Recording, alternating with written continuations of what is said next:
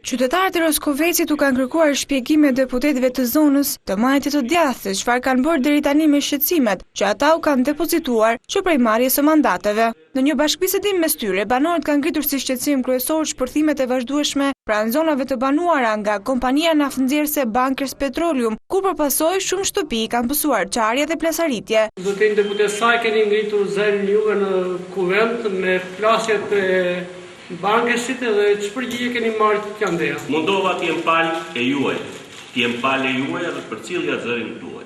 Dhe përcova me këtë mënyrë që qeveria të tjetë shumë e kujdesshme, mos ta lej pas dore probleme në lëkundjeve në zonën e Zharkës, por t'i shkoj asaj në fund, larg politizimeve.